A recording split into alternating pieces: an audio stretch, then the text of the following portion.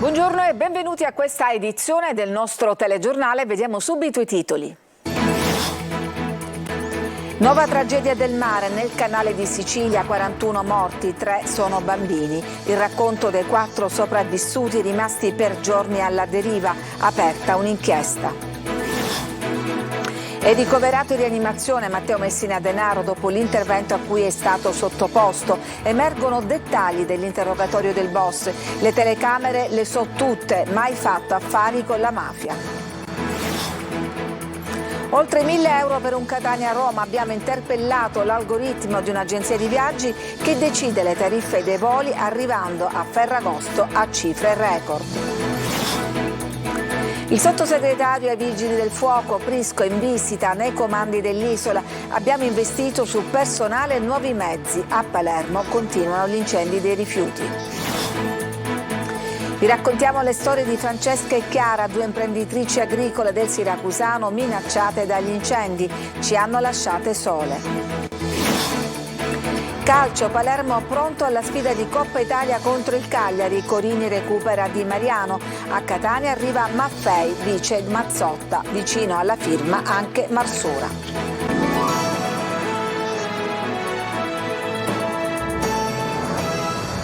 Bentrovati, come avete sentito dai titoli c'è stato un nuovo naufragio, l'ennesimo nel canale di Sicilia, 41 i morti, 3 sono bambini. A raccontare questa nuova tragedia del mare i 4 sopravvissuti rimasti per giorni alla deriva. Angelo Gagliano. Una nuova tragedia del mare va ad allungare il lungo e doloroso rosario dei naufragi. 41 migranti sono morti nel canale di Sicilia dopo che un barchino si è ribaltato ed è affondato. Solo 4 i superstiti che hanno raccontato di essere partiti giovedì da Sfax in 45, fra cui 3 bambini. Durante la navigazione, hanno riferito, il barchino è stato travolto da una grande onda. Tutti i migranti sono finiti in mare, solo in 15 avevano un salvagente, ma sono annegati lo stesso. I sopravvissuti sono rimasti alla deriva per 4 giorni prima di essere avvistati. Nessuno dei cadaveri è stato finora avvistato e recuperato, probabilmente perché i soccorritori sono arrivati diversi giorni dopo la tragedia. È un fascicolo a carico di ignoti è stato aperto dalla Procura di Agrigento che indaga per favoreggiamento dell'immigrazione clandestina e morte quale conseguenza di altro reato. I 4 naufraghi, fra cui una donna, arrivati all'hotspot di Lampedusa, sono fortemente provati e sotto shock. Nelle prossime ore verranno ascoltati, assieme ai mediatori culturali ed interpreti, dai poliziotti della squadra mobile della Questura di Agrigento, che cercheranno di ricostruire cosa sia effettivamente accaduto e di fare chiarezza su alcuni dettagli che al momento sembrano essere assai confusi e contraddittori. Intanto proseguono le operazioni per svuotare l'hotspot di Lampedusa, che, visti i continui arrivi, è sempre affollatissimo. Nelle prossime ore 1 migliaio di migranti ospiti del centro saranno trasferiti sulla base di un piano approntato dalla prefettura di Agrigento. Cambiamo argomento, si trova nel reparto di rianimazione il boss Matteo Messina Denaro dopo l'intervento a cui è stato sottoposto ieri. I suoi legali insistono per la scarcerazione per motivi di salute. Intanto emergono nuovi dettagli sull'interrogatorio reso dal boss dopo l'arresto, boss che si presenta spavaldo con i magistrati. Natale Bruno. Matteo Messina Denaro, operato ieri pomeriggio per un'occlusione intestinale, è stato trasferito nel reparto di rianimazione, luogo nel quale dovrebbe restare per alcuni giorni. I suoi legali insistono sulla sospensione della custodia in carcere per motivi di salute. Intanto dal verbale reso un paio di giorni dopo l'arresto emergono nuovi particolari. Dice: tutte le telecamere di Campobello, di Mazzara e Castelvetrano le so. Spavaldo nel suo narcisismo ammette di conoscere pure i nomi di chi lo cercava. Nega qualsiasi rapporto di tipo istituzionale con pezzi dei viaggi dello Stato e rivela un particolare succulento, un appuntamento col fiancheggiatore Andrea Bonafede, l'uomo che gli prestò l'identità. Io, mette a verbale, ci sono andato al posto di lavoro, anche perché se ci andavo a casa mi arrestavate, perché c'era la telecamera che guardava a casa sua. Chiede il procuratore De Lucia e lei lo sapeva, risposta: tutte le telecamere di Campobello e Castelvetrano le so, primo perché ho l'aggeggio che lei cercava, che non l'avete trovato, e poi perché le riconosco. Il boss poi racconta la sua versione, più che discutibile secondo chi indaga, sull'appoggio alla latitanza ricevuto da parte del geometra Andrea Bonafede, nato nel 1963. Alt, però devi sapere a cosa vai incontro, perché nel caso in cui a me finisce male, anche se muoio, tu sarai sempre arrestato, perché poi lo capiscono anche da morto che sono io, dice. Che fa? Non ti aiuto? Non riuscirei a dirti di no. L'importante è che lo sai. Alla domanda del capo della procura di Palermo De Lucia se in cambio Bonafede ha avuto qualcosa, Matteo Messina Denaro risponde: no, Andrea no, non c'è questa mentalità. Non siamo palermitani, senza avere nulla contro i palermitani, c'è ancora un certo principio, replica De Lucia, che con ironia gli chiedeva se lo faceva per affetto. Dinanzi al procuratore e all'aggiunto Paolo Guida, il boss nega di avere fatto parte di Cosa Nostra, sono uomo d'onore, ma non mi sento mafioso, poi però ammette che forse ci ho fatto affari e non sapevo che fosse Cosa Nostra. Da quelle dichiarazioni emergono anche i tratti della fermezza di un boss che afferma che non si pentirà mai, nega le accuse di avere commesso le stragi, dice di non avere voluto offendere Giovanni Falcone quando imprecava durante le commemorazioni che lo avevano trattenuto in strada. E ancora, mi sono creato un'altra identità, Francesco, giocavo a poker, mangiavo al ristorante, andavo a giocare. Torna in libertà Angelo Monaco, considerato dalla direzione distrettuale antimafia reggente della cosca Trigila di Noto. Monaco è stato condannato a 13 anni di reclusione per estorsione e droga, ma è stato scarcerato per decorrenza dei termini in attesa del pronunciamento della Cassazione. Parliamo adesso di caro voli. Stenta a farsi sentire il ribasso delle tariffe per le isole. Un Catania-Roma, ad esempio, a cavallo di Ferragosto, arriva a costare quasi 500 euro, fino a schizzare a oltre 1.000 euro a settembre. Orazio Longo. Facciamo una simulazione, possiamo vedere per esempio, noi vogliamo andare a Roma, quanto ci verrebbe a costare? Eccolo l'effetto del famigerato algoritmo, quello che in pratica regola i prezzi dei biglietti aerei in base a fattori come la località da cui si prenota e il momento. Quando il flusso di richieste è alto, il sistema propone biglietti a cifre elevate, anzi elevatissime. Qui siamo a Catania, in un'agenzia di viaggio questa mattina, un Catania a Roma, a cavallo di Ferragosto, arriva a costare 469 euro in orari comodi. La cifra arriva addirittura a 1.150 euro per il mese di settembre. Da Roma invece è 433 euro, ma senza bagaglio. Abbiamo fatto varie ricerche sulla stessa destinazione un sacco di volte e questo è il prezzo che ora esce partendo il 14 di agosto e torna il 17. Come viene realizzato questo algoritmo? In teoria la compagnia, cioè il sito della compagnia, se un cliente o anche noi agenti che cerchiamo sempre lo stesso volo per 2 o 3 volte di seguito, il prezzo aumenta esponenzialmente. Una situazione, quella del caro voli, che nonostante il decreto del governo non ha ancora avuto grossi riscontri, ma i problemi maggiori, oltre al prezzo, sono quelli legati alle comunicazioni con le compagnie aeree, spesso impossibili. Anche voi avete problemi a parlare con le compagnie? Chiamando il servizio clienti delle varie compagnie abbiamo tempi di attesa di 40-50 minuti, quindi abbiamo abbastanza difficoltà anche ad aiutare il cliente che viene qua dicendo mi date una mano visto che la compagnia li ha lasciati a terra. Restiamo in tema perché conclusa l'emergenza incendio all'aeroporto di Catania resta l'allarme per la presenza di polveri sottili. Il sindacato denuncia i rischi per i lavoratori. Se per i passeggeri si è avviato il lento ritorno alla normalità, lo stesso non può dirsi per le lavoratrici e i lavoratori dell'aeroporto di Fontanarossa.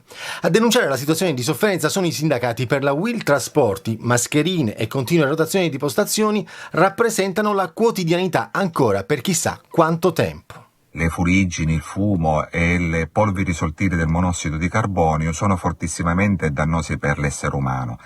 Eliminare queste polveri sottili in tempi brevi è estremamente difficile, infatti pur avendo le aziende sostituito da alcune attrezzature, per esempio le tastiere, immediatamente si sono riempite di queste polveri. Quindi la situazione è molto complicata per i lavoratori che accusano in questi giorni mal di testa e problemi alle vie respiratorie. Sulla questione è intervenuto anche il sindacato COISP a tutela dei poliziotti in servizio presso il Terminal A. Il sottosegretario Emanuele Prisco in visita ai comandi dei Vigili del Fuoco dell'isola. Abbiamo investito su personale e mezzi addetto. A Palermo però continuano gli incendi dei rifiuti. Marco Gullà. A Palermo l'estate è anche sinonimo di incendi ai cumuli di rifiuti per strada, scene che si ripetono ogni anno. e anche da alcune settimane è così. La spazzatura, infatti, in alcuni quartieri nel capoluogo resta per strada dopo l'emergenza provocata dall'incendio in discarica a Belolampo dello scorso 24 luglio e diversi cumuli sono stati dati alle fiamme la scorsa notte.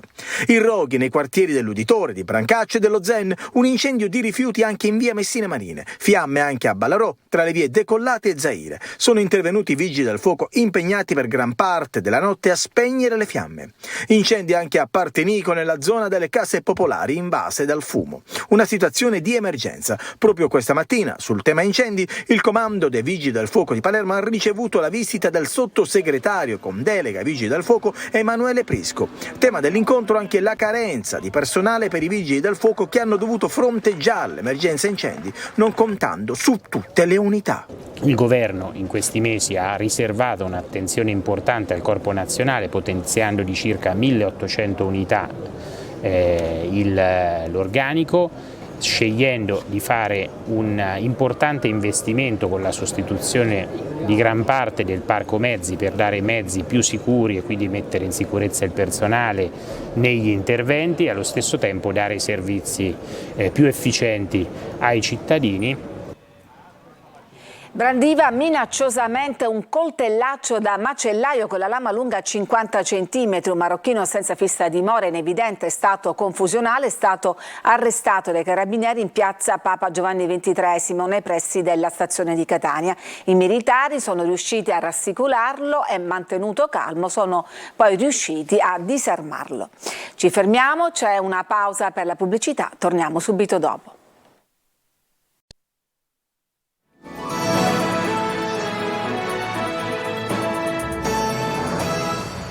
Ed eccoci di nuovo in studio per raccontarvi la storia di due donne che hanno voluto investire sulla terra contro tutto e tutti. Sono due imprenditrici agricole del Siracusano che si sono trovate assediate dal fuoco. Siamo rimaste sole e la loro denuncia raccolta da Giusy Lazzara. All'alba la telefonata e la corsa per vedere le fiamme alte e le colonne di fumo che distruggono tutto e non lasciano niente che possa tornare come prima. I roghi li conosce bene, li ha visti ben 3 volte nell'ultimo anno Francesca Oliva, imprenditrice agricola di seconda generazione a Solarino nel Siracusano. 10 anni a Milano e poi si torna a casa e tenacemente si innova per rilanciare l'azienda che produce limoni e olio. Abbiamo avuto un incendio che è partito da 3 punti di questo terreno che è di 18 ettari, alimentati dall'incuria lungo il canale che è limitrofo alla proprietà e dalle discariche che ci circondano. Molti mi chiedono chi è stato, non so se sia un'operazione più ampia per chiedere agli imprenditori di lasciare il territorio. Nell'ultimo inferno di fuoco sono andati in fumo 20 ettari e 2000 piante di limoni GP di Siracusa e 200 alberi di ulivo. La mia domanda soprattutto al nostro presidente è se credo nell'agricoltura, che ci dia delle risposte e ci dica se è veramente sostenibile, se ci sono le condizioni minime per lavorare in questo settore, dato la situazione attuale dei roghi in Sicilia e dell'incuria e della non disponibilità al dialogo delle istituzioni. Un'altra storia di ritorno in Sicilia, quella di Chiara Lobianco a Cassibile, dopo anni trascorsi fuori per studio. L'azienda di 90 ettari in gran parte è coltivata frutta e ortaggi biologici. Stessa sorte anche per lei, che ha fatto i conti poche settimane fa con l'incendio di parte del suo terreno, preziosa fonte di biodiversità. Vi sentite soli come agricoltori? Noi siamo soli. Ogni volta che succede qualche cosa ti senti comunque che... anche gli stessi vigili del fuoco erano impotenti, nel senso l'atteggiamento che tenevano era di comunque persone che erano sottodotate di mezzi e che non potevano fare il loro lavoro in maniera adeguata. 143 kg di hashish e 1 chilo di cocaina sono stati sequestrati in un box alla Guadagna, al quartiere di Palermo. Nel magazzino sono state trovate anche le figurine di Maradona e Scarface che venivano apposte sui panetti di droga. Il proprietario è stato arrestato dai finanzieri del comando provinciale di Palermo. Trovati anche 17.000 euro. Finì con l'auto contro il muro di recinzione di alcune villette. Nell'impatto perse la vita l'amico Andrea Finocchio di 29 anni. Adesso per il trentenne che era alla guida sono scattati gli arresti per omicidio stradale aggravato perché era sotto effetto di alcol e droga. L'incidente avvenne lo scorso 6 maggio all'Ascari nel Palermitano. E siamo in pieno esodo estivo, il rischio incidenti aumenta, oltre il 93%, dicono le statistiche, è causato proprio dal comportamento del guidatore. La Polstrada si appella a buonsenso e prudenza e lo fa con una testimone d'eccezione.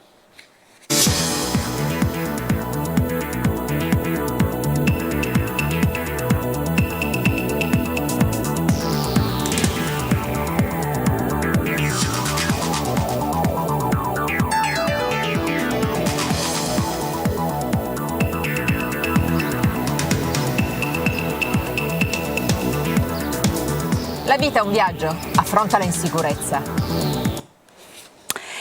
Un mese di eventi per celebrare la riapertura del Parco Archeologico della Forza, il suggestivo sito archeologico all'interno di Cava d'Ispica che torna fruibile dopo un importante intervento di ristrutturazione. Ci si potrà da ora in poi avventurare nei percorsi all'interno della roccaforte naturale abitata sin dall'età del bronzo, tra gli antichi insediamenti rupestri, le tombe arcaiche, l'anfiteatro, l'antica chiesa dell'Annunziata e quella di Santa Maria della Cava. Al via stasera il programma con il sassofonista Francesco Cafiso che in tutto il mondo rappresenta il jazz siciliano. Ci fermiamo, c'è una pausa, subito dopo torniamo con la pagina sportiva.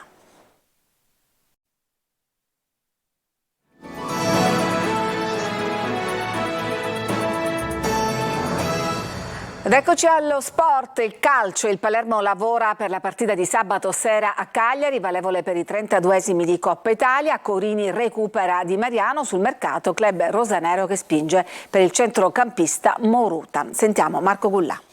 Il primo impegno stagionale per il Palermo si avvicina. Rosanero che sabato sera alle 21 sfideranno fuori casa il Cagliari di Ranieri nei 32esimi di Coppa Italia. Una partita dall'alto coefficiente di difficoltà, ma è risaputo che il calcio d'agosto può sempre riservare delle sorprese. Ecco perché, nonostante la differenza di categoria, il Palermo crede di poter iniziare la stagione con la marcia già ingranata.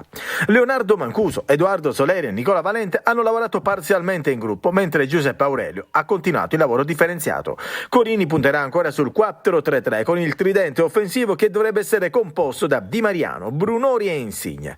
Mercato sfumato Valencia, il Palermo ha deciso di trattenere Soleri. Il calciatore ormai fa parte del progetto del club del City Group, che comunque ha sempre puntato su di lui, tanto da fargli già firmare un contratto nella stagione passata fino al 2025. Ma sembra solo l'inizio. Soleri può essere un valido aiuto per Brunori, visto che a detta di Corini un attaccante come lui è unico poiché è in grado di cambiare volto alla squadra aggiungendo centimetri. La dirigenza del Palermo intanto è al lavoro per Olimpiu Morutan, uno che in Serie B ha fatto la differenza l'anno scorso a Pisa. Il club rosanero ha messo gli occhi sul trequartista esterno di proprietà del Galatasaray, che difficilmente lo includerà nel progetto e che comunque potrebbe dargli poco spazio. Quella per Morutan però è una trattativa difficile sia per il prezzo che per la concorrenza. Il Palermo ci proverà anche perché la destinazione rosanero sarebbe gradita al calciatore. Catania e Messina attive sul mercato, ci dice tutto Sergio Colosi. È la difesa il reparto su cui in questa fase si concentrano le attenzioni maggiori degli uomini mercato del Catania, in considerazione dell'esordio casalingo del 3 settembre contro il Crotone e della squalifica di 3 giornate di Lorenzini. Sul taccuino del direttore sportivo Laneri ci sono parecchi nomi. Il 24enne Alessandro Quaini, scelto da Dabbiani, vuole il Catania, ma di mezzo c'è il Fiorenzuola che gioca al rialzo per monetizzare la cessione. Il Catania vigila e punta sulla volontà del calciatore. Daniele Liotti, Ivan Marconi, Sasan Monaco, Marco Chiose e Filippo Sgarbi, gli altri nomi circolati, mentre l'ex reggino Cionek ha scelto l'Avellino. 2 difensori centrali e una prima punta nella lista della spesa rossa-azzurra, in attesa della firma di Davide Marsura, dopo quella di ieri del giovane terzino Mattia Maffei, nuovo vice Mazzotta. Nel Messina ai temi estivi del mercato e del ritiro si aggiungono quelli extracampo, quali segnali premonitori di un'altra stagione difficile. È pronta l'azione legale del Comune per un debito dell'ACR di 175.000 euro, mai certificato dal presidente Sciotto nella trattativa con l'imprenditore Mannino per l'utilizzo nell'ultimo biennio degli stadi Scoglio e Celeste. Il Messina è invece pronto ad annunciare gli accordi col Jolly Marco Firenze e il difensore Federico Pacciardi replica di essere in credito con l'ente. È tutto per questa edizione, grazie per averci seguito, vi auguro un buon pomeriggio.